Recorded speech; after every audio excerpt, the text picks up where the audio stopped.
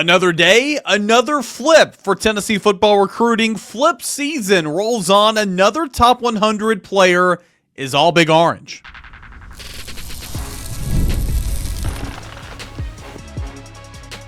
You are Locked On Vols, your daily podcast on the Tennessee Volunteers. Part of the Locked On Podcast Network, your team every day. Hey everybody, welcome into it, your Wednesday morning Locked On Vols. I am your host, Eric Cain. So glad to have you guys with us here this morning. Making Locked On Vols your first listen, your first watch each and every single morning. A part of the Locked On Podcast Network, where it is your team every single day. I'm a member of the VolQuest.com team, the On3 affiliate covering Tennessee athletics here in Knoxville, Tennessee. Boots on the ground, bringing you some of the best coverage of Tennessee football each and every day right here on the show. Everydayers, thank you so much for being here. Today's show going to cover another top 100 commit, HEZEKIAH Harris, who flips from Auburn to Tennessee, and just continue to talk about how great this class is going to be, right? Josh Ward will catch up with us towards the end of the show as we continue to get you set for UT and ETSU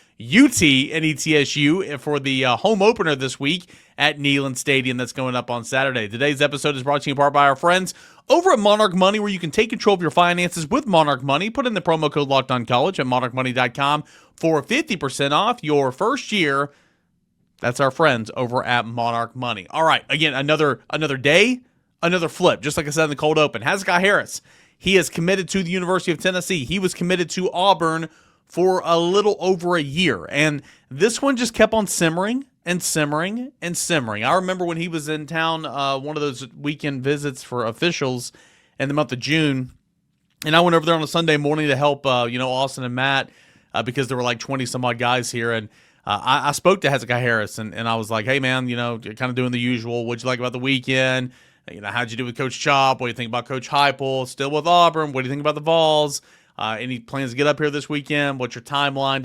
Just the usual stuff, right? And he was glowing about Tennessee, man. He was so excited. And I remember with that experience that morning, just talking with him, I'm like, okay, it won't shock me whatsoever if Tennessee can get this one to the finish line and get him to flip from Auburn to Tennessee at some point in time.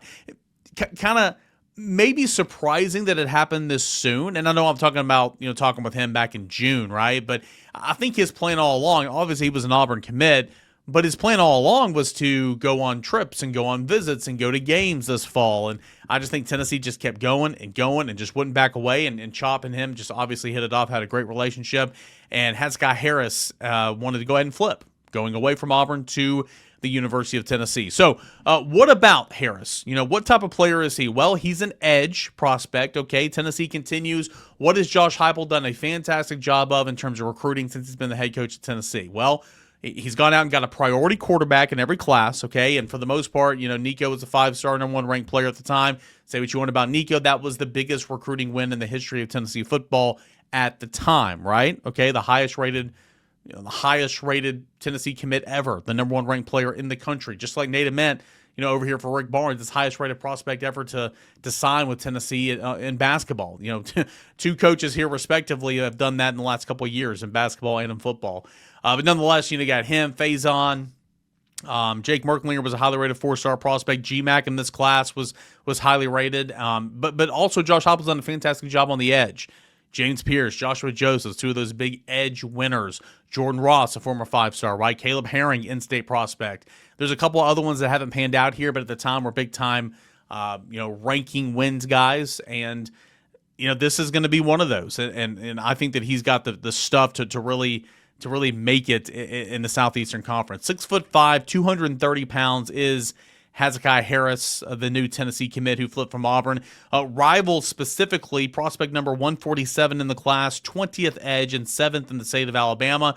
You look at the Rivals industry rankings, okay, that weighs, to be honest with you, since On3 acquired Rivals, I'm not sure what the percentage split up is for Rivals 247 and ESPN and the Rivals industry rankings. I would say that's probably weighted evenly, although ESPN doesn't need that big of a piece of the pie. I'll check on that. I should be better at my job, but it's changed here very recently, right? It's changed. But nonetheless, the Rivals industry rankings, he's prospect number 99 in the country, 99th overall, 15th edge, and 7th ranked player out of Alabama, and a highly ranked 4-star prospect. Of course, he was committed to Auburn, Tennessee, got him to flip. Florida was in this conversation as well. A guy that's just a really, really explosive student athlete. Already got some good weight on him. They're going to continue to put better weight on him once he gets in a collegiate strength and conditioning program. And a guy that makes a real impact for the football. I love his burst, his athleticism off the edge. He keeps it tight coming around that end man on the line of scrimmage. I think he's been pretty good against the run at the high school level. That's typically where these guys have to take the biggest step, right? Jordan Ross right now. What does Jordan Ross do? It's the second year in the program, former 5-star. He loves to pin the ears back, get after the quarterback, right?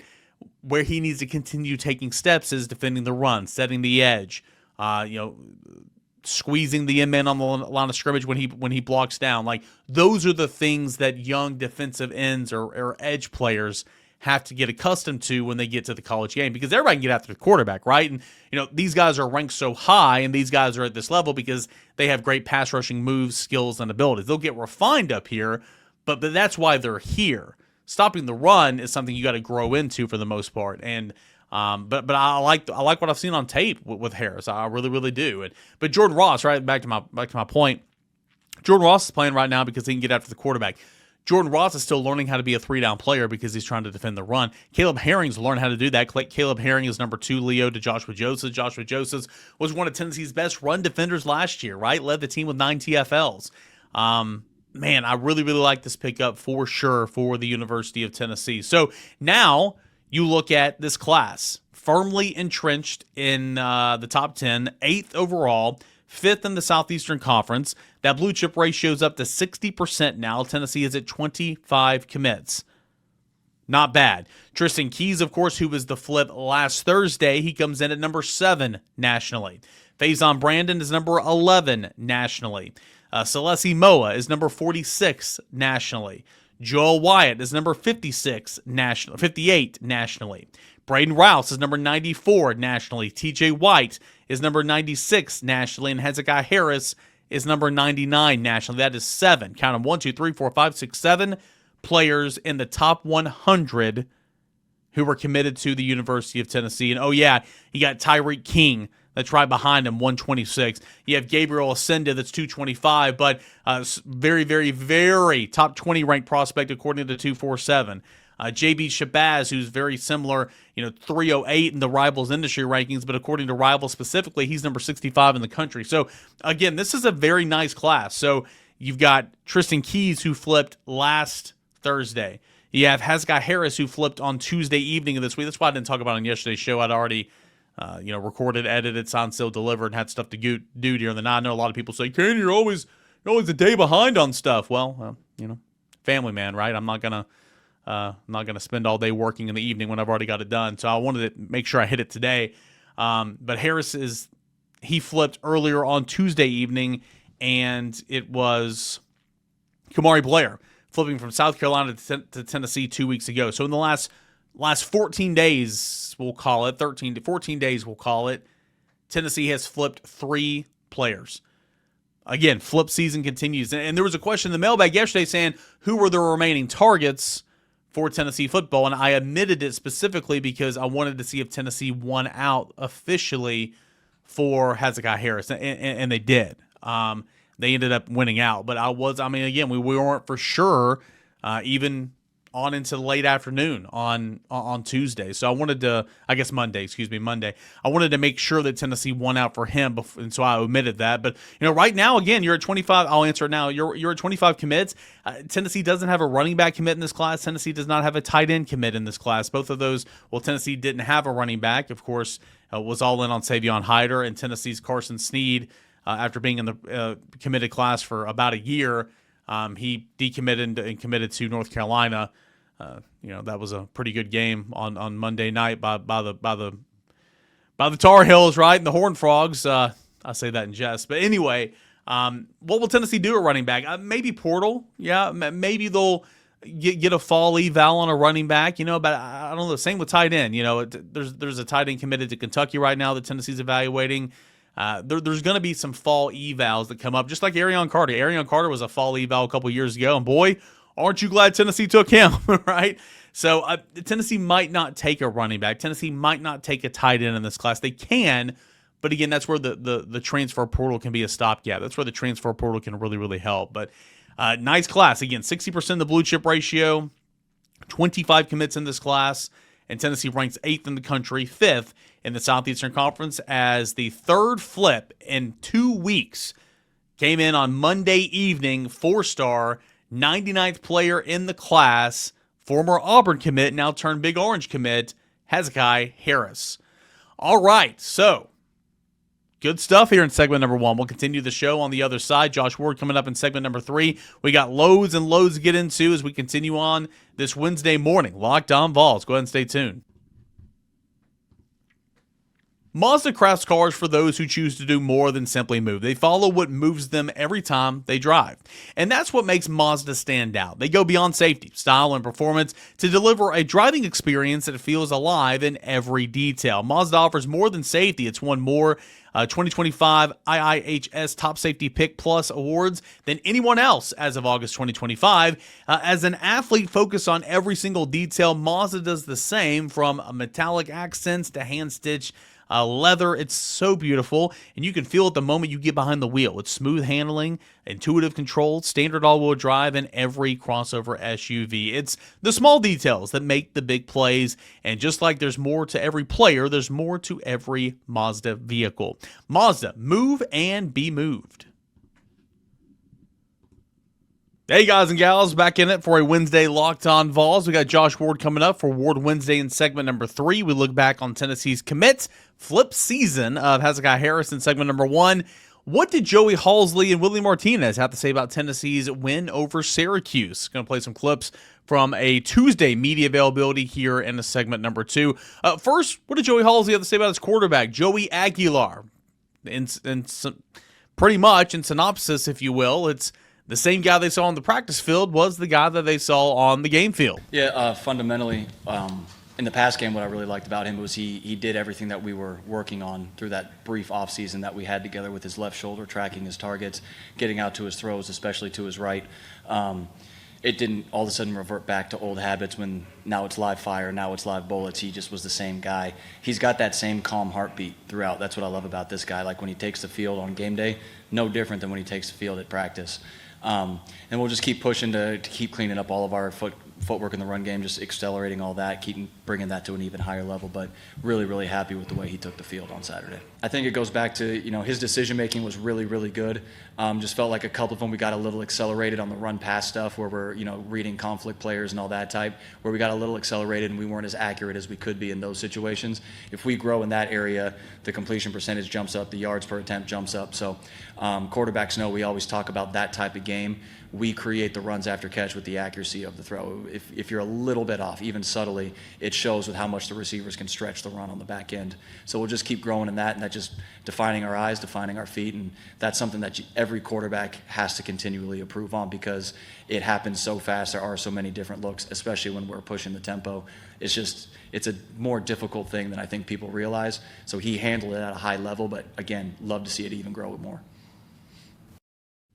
Again, that was Joey HALZLE on his quarterback, Joey AGUILAR, and a lot of good stuff there. Again, Joey AGUILAR, really good debut, man. 247 yards passing, 3 touchdowns.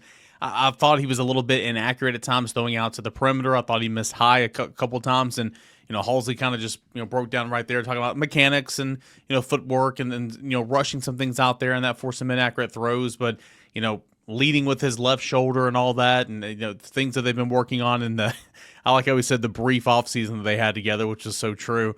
A lot of good stuff there from Joey HALZLE. Talked about him running with tempo and the complete operation of the offense and all that. So and that's what you want to hear, right? I thought the more intriguing thing from Joey HALZLE and his media availability on Tuesday, however, was talking about the wrinkles in the offense. We saw some different some different concepts in the route tree. We saw some motion, some eye candy pre-snap. We saw some pistol. We saw the running backs incorporated in the passing game.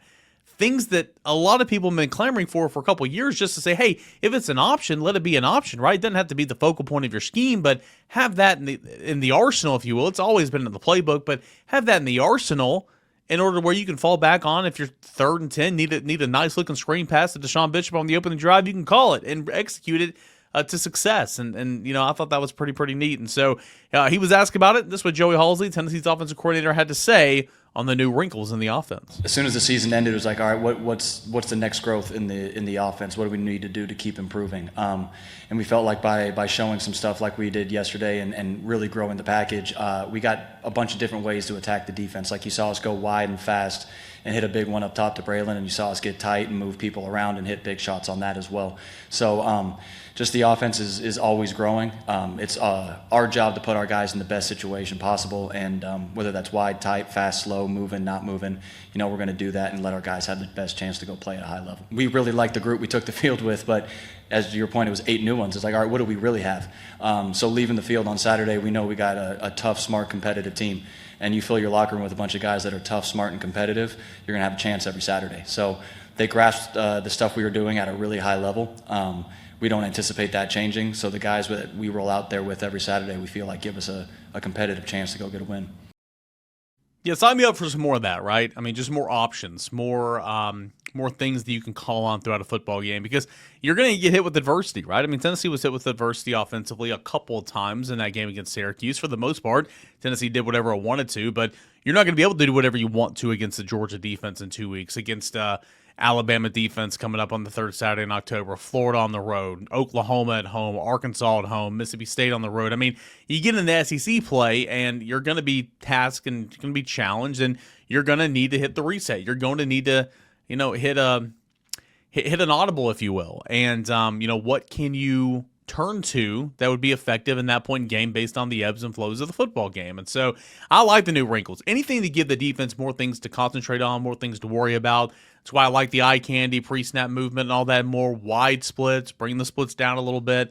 I love all that stuff because, again, it stresses the defense. It stresses the defender that is forced to go from in the box to out of the box, right? You put a linebacker out there covering number 2, got to split the difference, man. You're in no man's land. Obviously, that opens up a run lane as well. So I like all that. Let's quickly shift gears over to defense. And Willie Martinez was obviously asked about Ricky Gibson and his absence and what this means for the cornerback position moving forward. Now, down 2 starting corners, Jermon McCoy and Ricky Gibson. Obviously, we recruit here athletic kids, that can be very multiple, and we've moved around. We've actually practiced guys at different positions, even though you haven't seen them, in games play the position. So we're going to rely on our athleticism and some of the kids that, some of the players that have been bouncing from left to right. Whether it's a young man, young player like Tim Merritt or Dylan Lewis, they have the skill sets, So that gives us the opportunity. Trey Boteets, that's how we make it. Obviously we've got some veterans like Will Wright, and who did a really good job this last ball game, and we kind of shuffle them around. You got Jalen McMurray, you've got Boo Carter. You got guys that can play a lot of positions. So we'll use that and we'll just mix it up and we'll play the best lineup at the time, but we'll be very versatile as far as moving them around.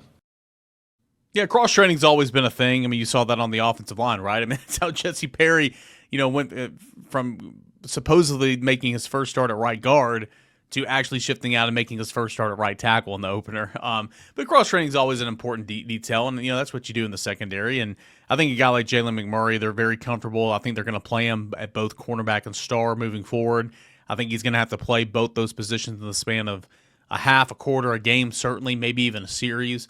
But he also rattled off a couple of those young guys, Tim Merritt, Trey Poteet, Dylan Lewis. Man, those guys got to come along, right? Those guys need to play tons and tons and tons and tons of snaps against Austin Peay in this football game coming up on Saturday. You need to continue to bring to build depth, because I like what Tennessee has right now. How many times can you lose your starting 2 corners and you sit there and you're like, man, Tennessee's actually okay, right? You're okay. Now, don't hear me wrong. I would 1,000% rather have Jermon McCoy and Ricky Gibson as Tennessee's 2 starting quarterbacks on Saturday or in 2 weeks, right? Don't hear me wrong, but I'm okay. I'm okay to ride and die with Colton Hood. And I know Ty Redmond, there's going to be tough days ahead. I know that. But what I saw from the true freshman, and we saw it during camp, we heard about it during camp, this didn't come out of nowhere, right? The fact that he played 60 snaps in the opener came out of nowhere because that wasn't the plan, but he was going to play. But my point is, like, we heard that he's been having a good camp and coming along, so that wasn't a shocking, okay?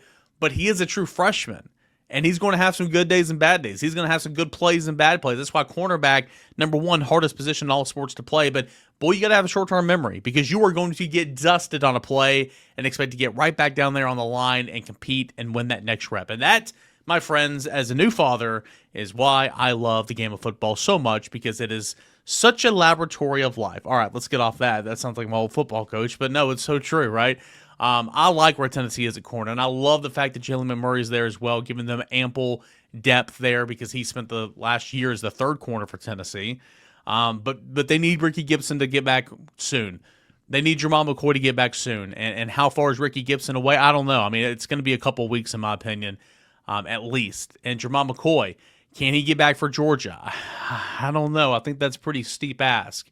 But boy, Tennessee could be in a much worse position right now at corner than it is certainly right now. So, all right, let's move on. Let's get Josh Ward's thoughts on the injuries at cornerback, the win against Syracuse, the flip of HEZEKIAH Harris, and so much more. We'll do it in a sport we call Ward Wednesday. That's coming up next right here on Locked On Vols. Most people can't name all their financial accounts or even what they are worth, whether it's 401ks, properties, or investments. And when you don't have a full picture, you can certainly end up leaving money on the table. That's where Monarch Money comes in. It's an all-in-one personal finance tool that brings your entire financial life together in one clean, easy-to-use interface on your laptop or on your phone. Monarch is built for the people with busy lives. If you put off organizing your finances, Monarch is for you. Monarch does the heavy lifting for you. You can link all of your accounts in minutes, see clear data visuals, get smart categorization of your spending, and finally feeling in control of your money without ever touching a spreadsheet. I don't like spreadsheets. Maybe you don't either. Don't let financial opportunities slip through the cracks. Use promo code LOCKEDONCollege at monarchmoney.com in your browser for half off your first year. Again, that's 50% off your first year at monarchmoney.com with that promo code LOCKEDONCollege. So big shout out to Monarch Money. And as always, a big shout out to our friends over at FanDuel Sportsbook. The NFL season is almost here, and FanDuel is making sure you're ready for kickoff with a can't miss offer. Listen up, okay? New customers can bet just $5. And if your bet wins, you'll get $300 in bonus bets to use across the app. Let me read that one more time. New customers can bet just $5. And if your bet wins, you'll get a $300 in bonus bets to use across the app. I love using FanDuel because it fits however I like to bet. Player props, same game parlays, live action, jumping in those things, as real-time betting as things unfold, futures, so much more as well. So, are you ready to play? Download the FanDuel app now by visiting FanDuel.com to get started. That's FanDuel.com to place your first $5 bet. FanDuel, it's where you can make every moment more. Josh Ward, Ward Wednesday, every single week right here on Locked On Vols. Tennessee, a 45-26 win over Syracuse. Not sure if you're aware of that, but overall big thoughts from Tennessee's Week 1 win. Yeah, the game went really well for Tennessee, and the anticipation going in was around the quarterback position and the offense with all of the unknowns, and I thought it was a really good start for Tennessee's offense, really good start for Aguilar, and there are things that they can work on, things that they can clean up. Timing in the passing game, can't drop the ball at the wide receiver position. Aguilar needs to be more accurate on certain throws, but the play down the field to Braylon Staley, Aguilar scramble to extend the play and then get the ball to Star Thomas in the end zone. That type of playmaking is something that I think fans were somewhat desperate to see. And then seeing the running game and seeing three guys that can succeed in this offense and the offense have a solid start, considering it's a new group and they had to shift guys around. I just thought it was a big win for Tennessee. I do have some concerns about a few defensive injuries, the loss of Ricky Gibson while they're still waiting to get Jermon McCoy back. Let's see what the status is with Jackson Moy next week for the Georgia game. But overall, it was a really good start for Tennessee. Yeah, I think, kind of leaving the stadium on Saturday, I mean, if you had any concerns, it was the way the defense finished. And they were playing, and this is no excuse, but they were playing everybody. They had so many guys dropping like flies. They were on the field a ton, but Syracuse drove down the football field and ran it a ton there that next to last drive, and that was not what you want to see. Now, I think once Tennessee gets healthier, Tennessee will look more like itself. I don't think statistically this will be the same defense as last year, but I still think it's going to be very impactful. I mean, look at that. Even with the way you kind of gave up yards, you allowed 4 touchdowns. That wasn't great. You had a scoop and score touchdown. You had an interception. You had batted balls. I mean, Tennessee had 10 pass breakups. I mean, that's a phenomenal stat. Tennessee had 4 sacks, 8 TFLs. There was a lot of good in that regard. You brought up the injuries, though, man. And again, no disrespect to the Bucks, but ETSU is not what we're concentrating on right now, even though it's the next opponent. Georgia comes to town in a week and a half, 2 weeks. And you're going to be potentially still without Jamal McCoy, likely without Ricky Gibson. That's concerning to me. And I love Colton Hood. He was phenomenal the other day, right? And we talked about him all off, or since Tennessee got him in the spring portal. And Ty Redmond's so impressive. But again, Georgia's coming to town. That's a tall task. You go with those two. You got Jalen McMurray is going to have to play some corner again. So I think Boo Carter is going to have to take over his role back at star, at least play more snaps. A bit concerning, this early in the season, but hopefully those guys will be back sooner than later. Sure, it doesn't mean Tennessee can't still be good on defense. I would expect that Tennessee will be good, but I think it puts more pressure on Tennessee getting pressure up front. We saw Tennessee use the linebackers and being able to get after Steve Angeli, and I think that group could be really good this season. But, the interior defensive line is about to be tested. If Jackson Moy's not out there against Georgia, that's problematic. I'm sure Georgia is going to come out and say we need to be the most physical team up front, need to establish the run, and protect Gunnar Stockton because they do have, I think, real playmakers this year. Dylan Bell's going to have like 3 or 4 catches, 86 yards, and probably an end-around touchdown. But they have Zachariah Branch now, and those tight ends, we saw what happened last year. I don't need to keep explaining why the Georgia game is going to be a big test for Tennessee. So you want all hands on deck. I thought Jalen McMurray offered a reminder of how important he is in the defense.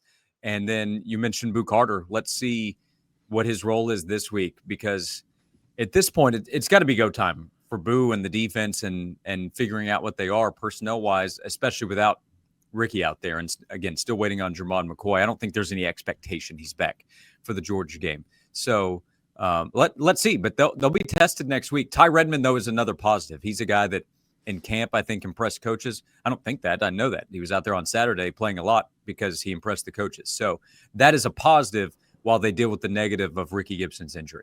Yeah, and this week against ETSU, I mean, on the defensive line, the Jamal Wallaces, the Ethan Utleys, the Isaiah Campbells, the Josh Snells, I mean, all those guys got to play, 40, 45 snaps, right? I mean, you need to get as much playing time as possible. The Dylan Lewises, the Tim Merritts, the Sidney Waltons, all the other defensive backs for Tennessee, specifically corners, need to get a whole Marcus Gorey. That you need to get a whole lot of run in this game against ETSU.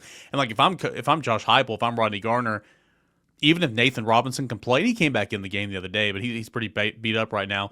Even if Nathan Robinson can go, I'm holding him out. There's absolutely no reason for Nathan Robinson, who feels like he's made of glass at this point, to go out there and play against ETSU when you need him against Georgia. Moving forward.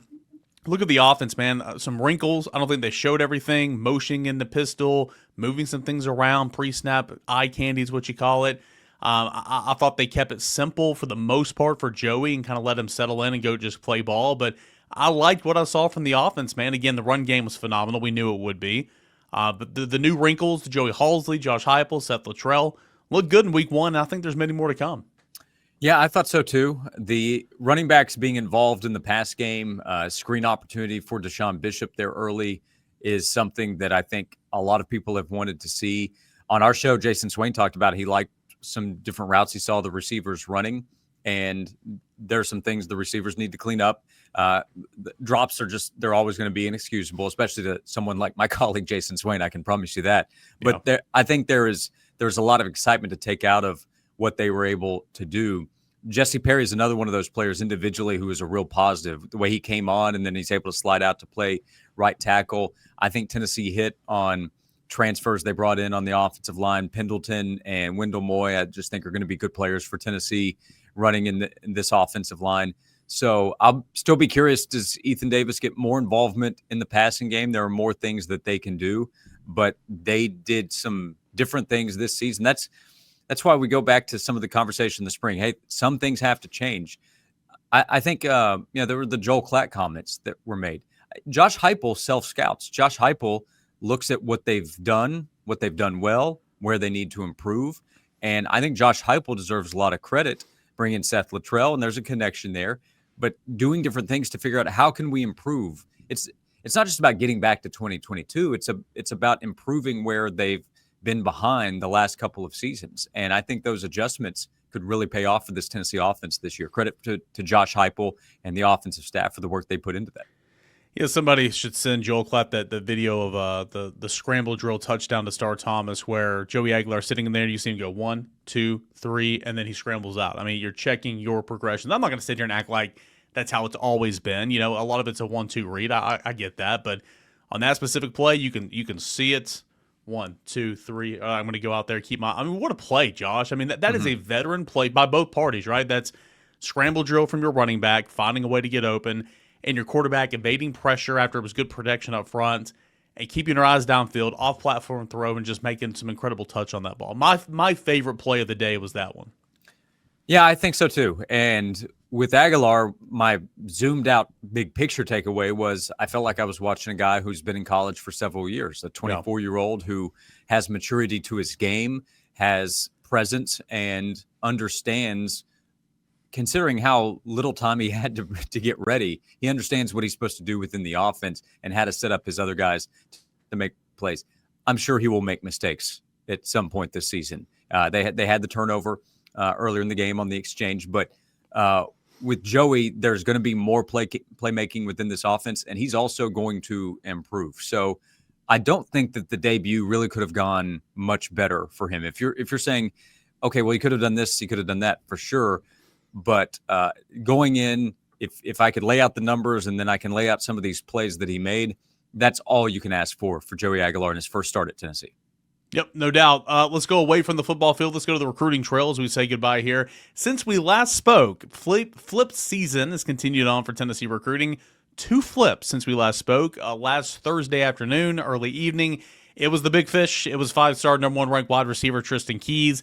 And then earlier this week, it was an Auburn commit who's been committed to Auburn for over a year, a top 100 player on edge, and HEZEKIAH Harris. Tennessee now up to 25 commits, firmly inside the top 10 to number 8, number 5 in the SEC. It's starting to look like a pretty good class there, but obviously got some more star power, 2 more top 100 players, and a 5-star top wide receiver in the country in Tristan Keys. Yeah, I'm a little sad about the Keys news, not for Tennessee, but just I was enjoying Tristan Keys' watch because it felt like it was inevitable. At some point, the flip was going to happen, and he was going to switch from LSU to Tennessee. So the watch ends, but it's great news for Tennessee. And getting Harris as well, they're getting high-level talent. A few weeks earlier, getting Celesi Moa, who's a top 100 player. They're not only getting highly rated guys. Keys is at an elite level as the number 1 receiver and a 5-star prospect. But when you can get top 50, top 100 guys, that is pushing you forward to where Tennessee wants to be in a position competing with the top programs with the top overall talent.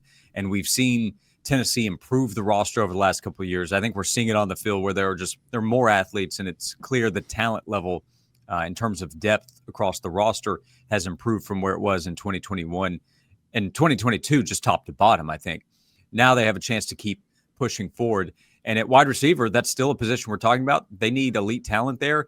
This could be one of the best wide receiver groups in the country, adding Tristan Keys to it. So just major wins on the recruiting trail for Tennessee. A lot of things are going right for Tennessee. And there was the Adidas news a few weeks ago. There was some concern about how that was going to affect recruiting. I thought it was going to help Tennessee's recruiting. And I think with Tristan Keys, maybe it did. And I think moving forward, it will.